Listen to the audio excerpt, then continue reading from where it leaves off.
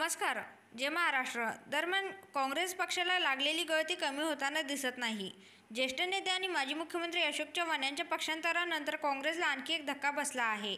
काँग्रेसचे 3 वेळा बुलढाण्याच्या खामगाव विधानसभा मतदारसंघातून आमदार राहिलेले दिलीप सानंदा हे लवकरच भाजपमध्ये प्रवेश करणार असल्याची चर्चा राजकीय वर्तुळात सुरू आहे. दरम्यान दिलीप सानंदा यांनी देखील या चर्चांना दुजोरा दिला आहे.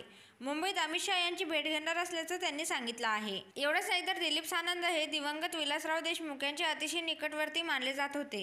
मात्र विलासराव देशमुख यांचे निधन झाल्यापासून पक्षात त्यांना दुय्यम वागणूक मिळत असल्याचे बोलले जात आहे. त्याचबरोबर दिलीप सानंदा यांनी 1999 साली खामगाव विधानसभेची निवडणूक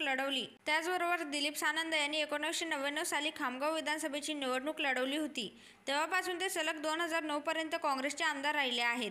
मात्र 2014 साली भाजपचे आकाश फुंडकर यांनी त्यांचा पराभव केला आणि 2019 साली त्या निवडणूक न लढवण्याचा निर्णय घेतला. दरम्यान राहुल गांधी यांची पहिल्या टप्प्यातील भारत जोडो यात्रा बुलढाणा जिल्ह्यातून गेली होती.